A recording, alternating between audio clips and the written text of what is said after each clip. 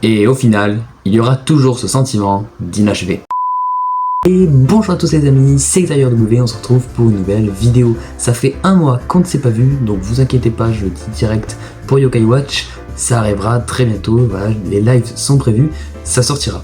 Mais ce n'est pas le sujet de cette vidéo car nous allons parler de Cristiano Ronaldo, en passant de sa jeunesse jusqu'à son parcours au Portugal et pour finir la situation dans laquelle il est aujourd'hui, nous allons parler de toute sa vie et pourquoi c'est un roi sans couronne. Titre de la vidéo. Vous allez comprendre au fur et à mesure. Sur ce, n'hésitez pas à liker, à vous abonner, on est actuellement à 252 abonnés au moment où je tourne, on a passé les 200 donc merci à tous. Et sur ce, je vous laisse avec la vidéo, bon visionnage. Donc Cristiano Ronaldo dos Santos Aveiro, de son nom complet, est né le 5 février 1985 au Portugal et plus précisément à Santo Antonio. Il est issu d'une famille pauvre madeiroise et il est le fils de Maria Dolores dos Santos, né en 1954, et José Diniz Aveiro, né en 1953 et malheureusement décédé en 2005 à Londres à la suite d'une tumeur du foie provoquée par l'alcool. Ce serait donc pour cela que Cristiano Ronaldo ne boit pas d'alcool. Et comme tout enfant fan de football, Cristiano Ronaldo voulait rendre fier son pays. Un pays qui n'avait encore gagné aucun trophée jusque-là malgré de nombreux joueurs talentueux. Le Portugal avait besoin d'écrire son histoire. Vous l'avez donc compris, dans cette vidéo nous n'allons pas retracer toutes les aventures que Ronaldo a pu avoir avec ses différents clubs, ses gestes fantastiques ou bien un peu moins, mais qui ont tout de même su rester gravés dans nos mémoires. Nous allons plutôt parler ici de l'histoire semée d'embûches entre Ronaldo et le Portugal.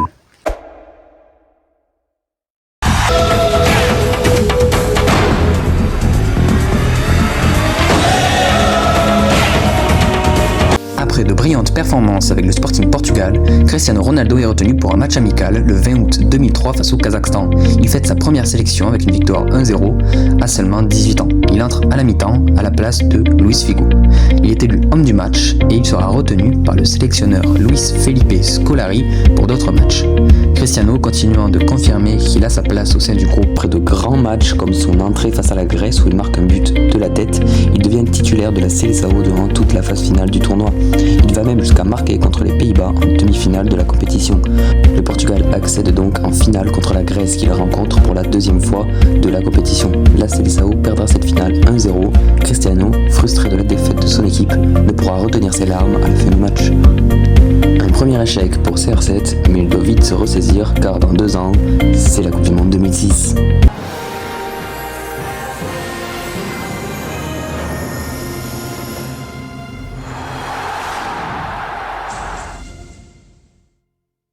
Lors de la Coupe du Monde 2006 disputée en Allemagne, il confirme son statut d'indispensable en participant au parcours de la sélection portugaise en transformant un pénalty contre l'Iran lors du premier tour et en convertissant le tir au but de la qualification face à la sélection anglaise. Une polémique éclate lors du match Angleterre-Portugal lorsque le coéquipier de Ronaldo à Manchester United, Wayne Rooney, se fait expulser. Et ça, c'est une autre histoire. En 8e de finale face aux Pays-Bas avec une victoire 1-0, Ronaldo ne joue que les premières minutes du massacre de Nuremberg où il y a eu 16 cartons dont 4 rouges. Le défenseur néerlandais Khalid Boularouz s'essuie les crampons sur le portugais d'entrée de jeu. Il quitte néanmoins la compétition en demi-finale face à la France avec une défaite 1-0. Le Portugal finira 4e du mondial après la petite finale perdue face à l'Allemagne 3-1. À la fin du mondial, Luis Figo annonce sa retraite internationale, ce qui laisse Ronaldo comme un potentiel nouveau capitaine pour la sélection.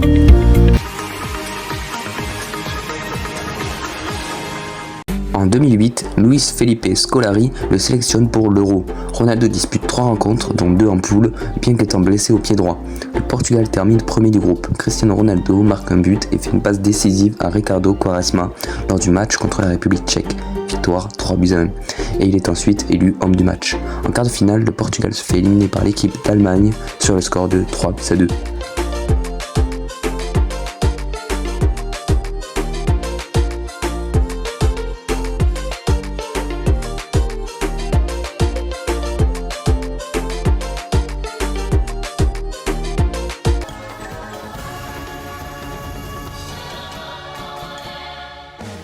En 2010, cela fait déjà un moment que Ronaldo ne marque plus avec la Seleção. Il est attendu au tournant. Commence la Coupe du Monde 2010 disputée en Afrique du Sud sur un match nul 0-0 contre la Côte d'Ivoire.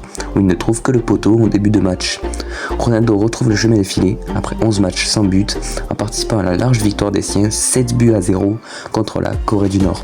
Le choc face au Brésil ne trouve pas vainqueur, 0-0, mais le Portugal est ensuite sorti dès les huitièmes de finale face à l'Espagne, 1-0. Futur vainqueur de la compétition, Cristiano Ronaldo quitte le mondial déçu et critiqué par la presse.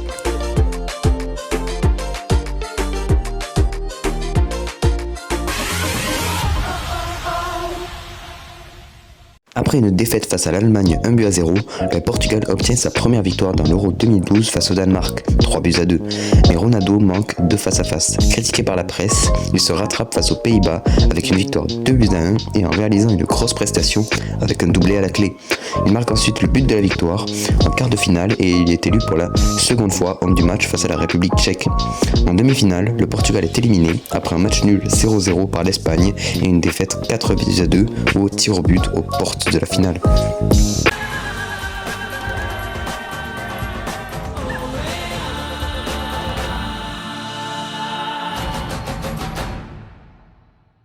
En fin de saison, les Portugais rejoignent le Brésil, mais Cristiano est diminué à cause de sa blessure au genou gauche, contractée plutôt avec le Real. Il jouera tout de même l'intégralité des phases de groupe, mais ne pourra empêcher son équipe d'être éliminé à la surprise générale dès le premier tour de la Coupe du Monde. Battus 4-0 par l'Allemagne, les Portugais ne réussissent pas à gagner face aux États-Unis lors de la deuxième journée. La différence de but étant trop faible, -3, elle ne permettra pas aux Lusitaniens de se qualifier pour les huitièmes de finale malgré la victoire 2-1 face au Ghana, où Ronaldo inscrit son premier but dans cette Coupe du Monde et son 50e but avec la Seleção.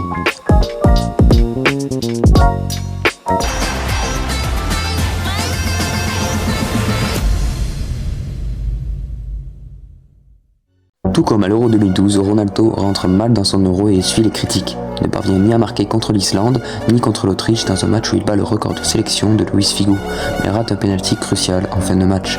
Lors du troisième match de poule contre la Hongrie, CR7 marque 2 buts et donne une passe décisive. Il est élu homme du match et le Portugal se qualifie de justesse, en terminant parmi les meilleurs troisièmes grâce au nouveau format mis en place dans la compétition.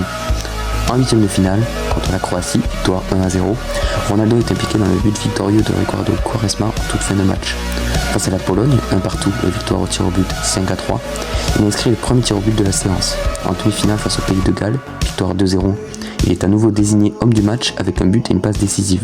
En finale face à la France, victoire 1-0, au Stade de France, CR7 sort prématurément à la suite d'un contact avec Dimitri Payet, jugé réglementaire par l'arbitre sur son genou gauche.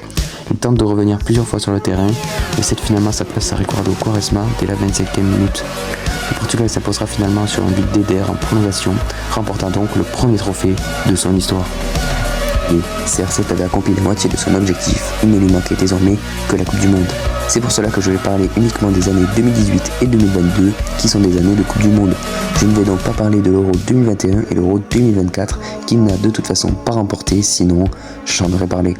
Je vais tout de même mentionner la Ligue des Nations 2019 qui reste tout de même un trophée international qu'il a remporté au bout des prolongations face aux Pays-Bas, 1-0.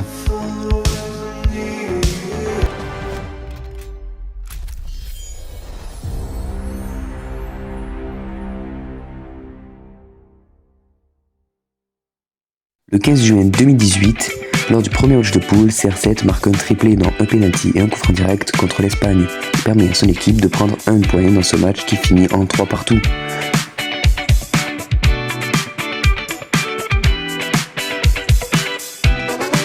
Pour son deuxième match dans le groupe B, le Portugal s'impose 1-0 face au Maroc sur un but marqué de la tête par Cristiano Ronaldo après 4 minutes de jeu.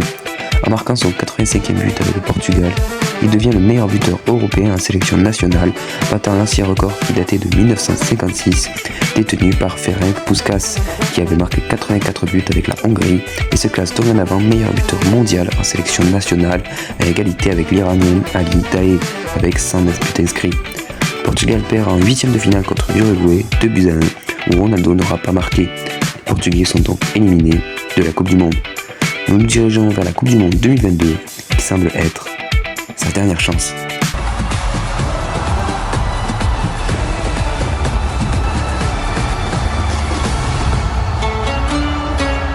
Après l'Euro 2021, le Portugal poursuit sa campagne de qualification pour la Coupe du Monde 2022 qui a lieu au Qatar.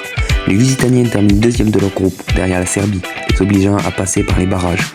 si Ronaldo n'est pas décisif, leur victoire en demi-finale contre la Turquie 3-1 puis la Macédoine du Nord 2-0 en finale suffisent pour se qualifier pour le mondial. Buteur lors du premier match du Portugal face au Ghana, victoire 3-2, Cristiano Ronaldo devient le premier joueur à marquer lors de 5 Coupes du Monde différentes et égale le record de participation de la compétition. Muet à partir du deuxième match remporté 2-0 contre l'Uruguay, il est désigné remplaçant en huitième de finale contre la Suisse, victoire 6-1, ce qui ne lui était plus arrivé en grande compétition depuis l'Euro 2008. 4 jours plus tard, le Portugal est éliminé à la surprise générale par le Maroc, défaite 1-0, qui accède au dernier carré du mondial pour la première fois de son histoire. Entré en cours de jeu, le Portugais quitte le terrain en larmes. Je vous avais dit que c'était sa dernière chance? Eh bien, peut-être pas. Alors je vous parle, nous sommes en novembre 2024 et donc il reste 1 an et demi avant la prochaine Coupe du Monde. Ronaldo est toujours au haut niveau et il a marqué au bout de 83 matchs avec Al Nassr 73 buts. Et si c'était possible, et si en 2026 il avait dernière chance? Cette fois ce serait la dernière car en 2026 il aura 41 ans et je doute qu'après ça il tienne 4 ans de plus. Donc rendez-vous en 2026 pour que peut-être le roi soit enfin couronné. Ronaldo!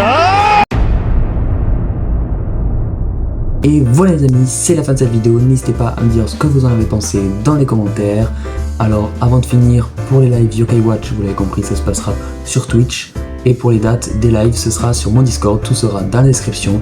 N'hésitez pas à aller écouter la chanson sur Spotify et Deezer de Aurel Mouni. Voilà, vous avez cette vidéo qui s'affiche ici, une vidéo qui est sortie sur ma chaîne, l'interview d'Aurel Mouni. N'hésitez pas à aller la voir et pour son Spotify et Deezer, tout sera dans la description. Donc encore une fois, n'hésitez pas à liker et vous abonner. Sur ce, je vous laisse ici, c'était Xayor.